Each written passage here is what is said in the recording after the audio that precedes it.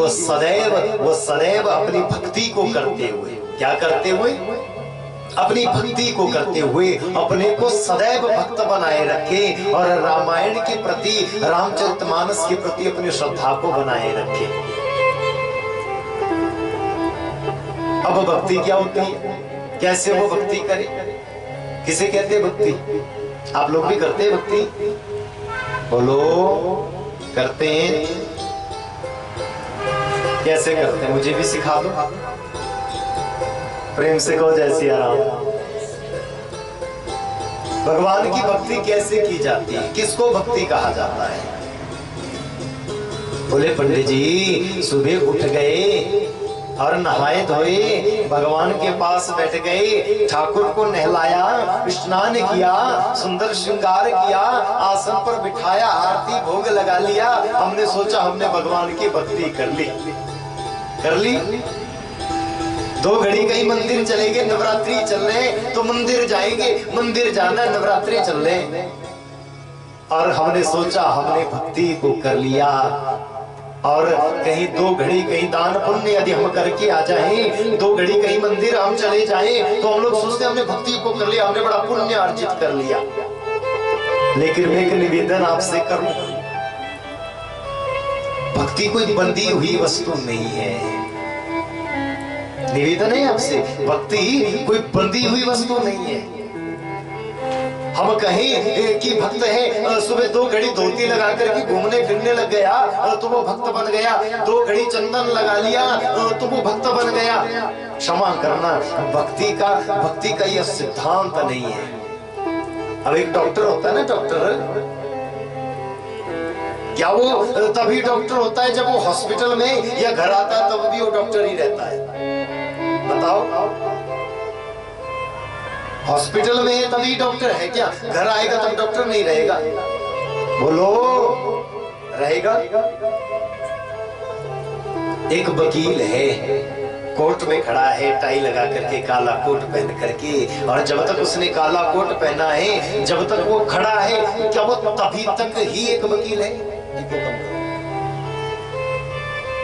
या घर आके भी उसको लोग वकील साहब ही कहते हैं? बोलो, कहते हैं? फिर हम लोगों ने सोचा, बोले 2 घड़ी हम भगवान के हो गए, 2 घड़ी हमने भगवान का नाम ले लिया और हम भगवान के भक्त हो गए। हो गए? हो जाना चाहिए। भक्ति बंधी हुई नहीं है। ये नहीं है कि हमने धोती लगाई है, जब तक धोती लगी है तभी तक हम भक्त हैं, और ना ऐसा है कि हमने जब तक तिलक किया है हम केवल तब तक ही भगवान के भक्त हैं। एक भक्त की पहचान है, वो भले ही कैसी अवस्था में रहे, तिलक लगा है, पसीना पड़ गया, तिलक उतर गया, तो क्या वो भक्त नहीं है? वो भक्त तब भी भक्त है। लेकिन भक्ति का वास्तविक स्वरूप है, हम लोग 24 घंटे भगवान को याद करना प्रारंभ कर दे। ये 2 घड़ी का पूजा पाठ जो हम करते हैं, 2 घड़ी भगवान को नहला देते हैं, 2 घड़ी का प्यार उस परमात्मा को हम दिखा देते हैं और हम सोचते हम भक्त बन गए। कदापि नहीं। भक्ति का लक्षण है। किसी व्यक्ति ने कहा, बोले नवरात्रे चले ना, अब हम प्याज लहसुन मांस मदिरा बिल्कुल 9 दिन तो बिल्कुल छूते भी नहीं है, और फिर उसके बाद फिर बराबर। तो ये भक्त की पहचान नहीं हो सकती। मैं आपसे निवेदन करूं, एक भक्त जो है वो भक्त नवरात्रि में भी वैसा ही है, और जब नवरात्रि नहीं है तब भी वैसा ही है। किसी ने कहा, बोले एकादशी है तो मन नहीं खाते, और बाकी दिन तो मांस मदिरा मुर्गा जो भी मिला बस। ये भक्त का लक्षण नहीं है। भक्त तो हर समय भक्ति में रहता है, हर समय वो सोचता है कि आज मंदिर में है तो मंदिर में भी वो झूठ नहीं बोलेगा, मंदिर से बाहर है तब भी वो भगवान नाम में तल्लीन रहेगा, वहां भी वो पाप करने से डरेगा। ये भक्ति का लक्षण है। और दूसरा है भक्त का लक्षण। इसका लक्षण है भक्ति तो समझ आ गई, जरूरी नहीं कि मंदिर हम आए हैं तो यहाँ हम फलाहार खा के रहेंगे। बिल्कुल नहीं, जरूरी नहीं, क्योंकि भक्ति बांधती नहीं है, भक्ति तो स्वयं बंध जाती है, भक्ति का स्वरूप है। जो भगवान, जो भक्ति मार्ग पर प्रशस्त होता है, भक्ति के मार्ग पर चलता है, वो व्यक्ति अपने आप ही भक्तिमय हो जाता है, उसको जरूरत नहीं पड़ती साधन करने की। ये तो भक्ति है। लेकिन भक्त हमारे शास्त्रों में 4 प्रकार के भक्त के बताए गए। कितने भक्त हैं? प्रेम से कहो जय सिया राम, जोर से कहो। भक्त कितनी प्रकार के होते हैं? 4 प्रकार के। अब आप लोग सुनना और सोचना कि हम किस प्रकार के भक्त हैं।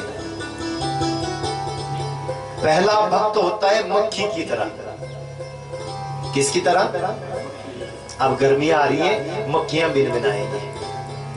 फिर वो क्या करती हैं कि वो मक्खियां सब जगह बैठेंगी, प्रसाद रखा है उसका रस भी चखेंगी, ठीक है, कहीं गंदगी होगी वहां भी चली जाएगी, ठीक है, और जहां उसका मन करेगा उड़ती उड़ती किसी के मुंह पर बैठ जाएगी, किसी की नाक पे बैठ जाएगी, किसी की ठोली पे बैठ जाएगी, जहां उस मक्खी का मन होगा वहां वो बैठ जाएगी।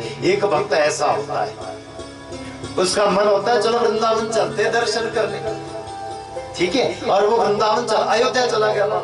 अयोध्या जी गए, एक दौड़ रघुनाथ जी के पास, दूसरी दौड़ हनुमान जी के पास, तीसरी दौड़ सरयू नदी में, और मन को संतोष कहीं मिला ही नहीं, मन को संतोष की प्राप्ति कहीं हुई ही नहीं। मक्खी की तरह प्रसाद भी खाया, ये भी खाया, वो भी खाया, संतोष कहीं मिला नहीं। पहला भक्त है। और दूसरी प्रकार का भक्त होता है जिसको कहा जाता मधुमक्खी। क्या कहा जाता? पहला मक्खी है और दूसरा मधुमक्खी है। मधुमक्खी क्या करती है? मधुमक्खी हर कहीं नहीं बैठती, हर कहीं नहीं बैठेगी। कहाँ बैठेगी? फूल के ऊपर बैठेगी, जहां उसको खाने के लिए मीठा मीठा रस मिले। प्रेम से कहो जय सिया राम। फिर वो फूल के ऊपर जाएगी, मीठा मीठा रस ले लेगी, लेकिन जैसे अपना काम बना वैसे निकल पड़ी। प्रेम से कहो जय सिया राम। ये दूसरे भक्त हैं जो मधुमक्खी की तरह हैं। मंदिर तो जाएंगे लेकिन कब तक रस लेंगे? जब तक वहां से कुछ मिल रहा है, प्रभु ये भी दे दो, प्रभु वो भी दे दो। जिस दिन भगवान ने देना बंद कर दिया उसी दिन मंदिर की छुट्टी। ये दूसरे भक्त हैं। और तीसरा जो भक्त कहा जाता है उसको कहा जाता है भंवरा। किसको कहा जाता? भंवरा। उपमा है ही। भंवरा क्या करता है? कमल के ऊपर जाएगा, दिन भर रस चूसता रहेगा, शाम होने को आएगी तो भाग जाएगा। और उसे प्रेम नहीं होता, उस भ्रमर को, उस भ्रमर को प्रेम नहीं होता। वो अपने स्वार्थ के लिए, निज स्वार्थ के लिए वो जुड़ा हुआ है। जाता है, पहले तो भंवरा क्या करता है? उड़ता उड़ता जाता है ना फूल पर, तो जाकर के पहले पूरे फूल को देखेगा कहाँ क्या है। प्रेम से कहो जय सिया राम। करता है ऐसा भंवरा की नहीं करता, एकदम से जाकर के नहीं बैठ जाता।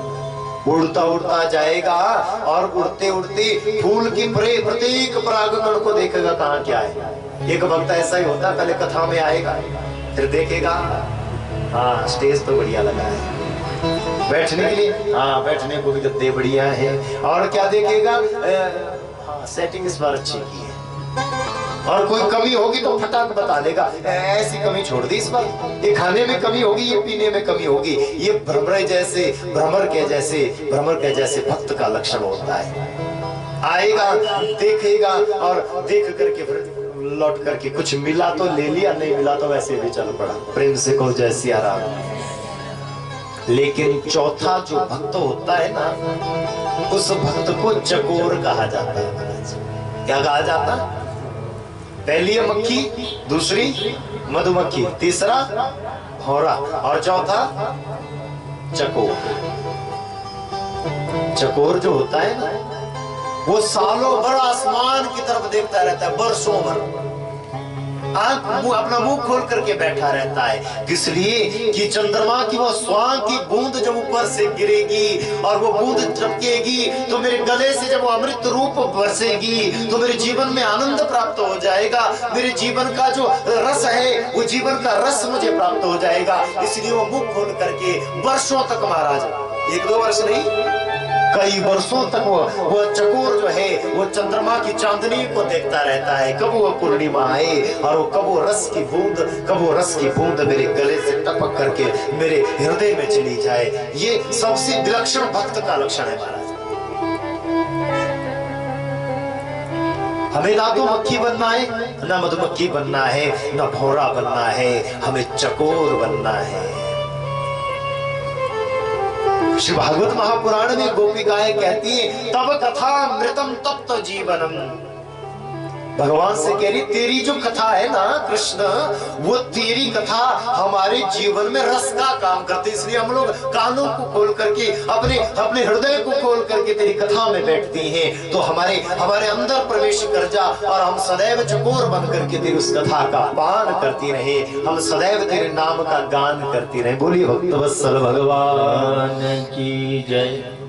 तो भगवान की कथा के चकोर हमें बनना है, सदैव मन को, सदैव आंखों को, सदैव कर्णों को खोल करके बैठना है और वो भगवान की कथा इन कर्णपटुओं से होकर, वो अमृत रूपी कथा इन कानों से होकर के हृदय में प्रवेश कर जाए। कब तुम कृपा करोगी